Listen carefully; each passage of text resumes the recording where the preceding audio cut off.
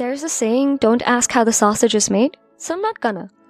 But I was wondering, how did we get the word sausage? Because the earliest evidence of sausages were discovered in Sumeria, so sausages itself are thought to have originated in ancient Mesopotamia around 5,000 years ago.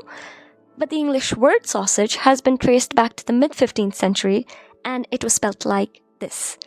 This word came from an Old North French word, which was spelt like this, and that was a variation of a Latin word, salsicis, meaning seasoned with salt, and salsicis is derived from salsis, which is Latin for salted, and an absolute nightmare for somebody with a lisp.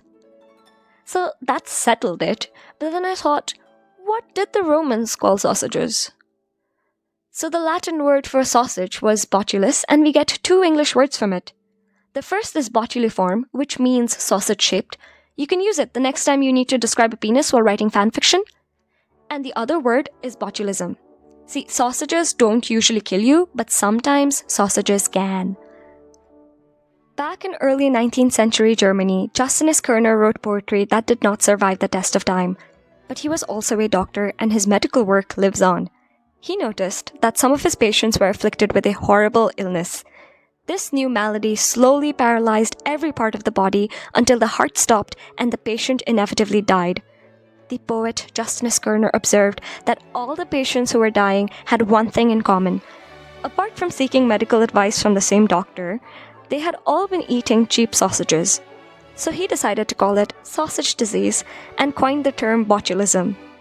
He also correctly deduced that there must be some sort of poison in the sausages, and he called it botulinum toxin. Then, in 1895, there was a funeral in Belgium.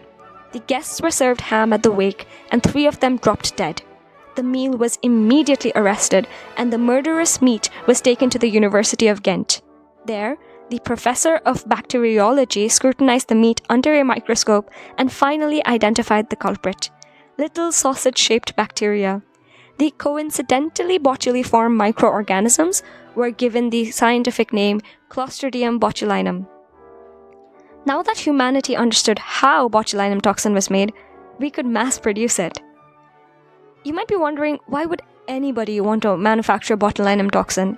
Its fatal dose is less than a microgram. That's near instantaneous death by paralysis with literally a drop. But at the right dose, paralysis could be a good thing. See, patients afflicted with various spasms could have relief. A doctor could inject a teensy-weensy bit in the affected area, making the muscle temporarily paralyzed, bringing respite for the patient. Quite wonderful. At least that's the original reason for manufacturing it. People quickly discovered that if you paralyzed a few facial muscles, the corresponding wrinkles disappeared and they could look younger.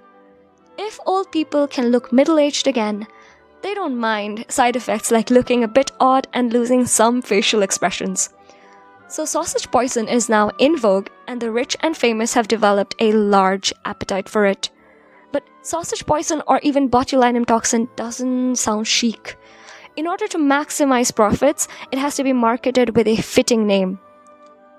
And that's where we get Botox. From the Sumerians to the socialites, that's 5,000 years of sausages and faces. Well, hi. If you've stuck around this far, here's a little more nerd fodder. A little treat. Around the time Justinus Kerner was speculating that there might be poison in sausages, Americans speculated it might be packed with dog meat. This belief became so widespread that the term hot dog caught on, and it is still used to this day. Anyway, you can ask your local butcher how the sausage is made, and if curiosity does kill the cat, the sausage maker can get rid of the body.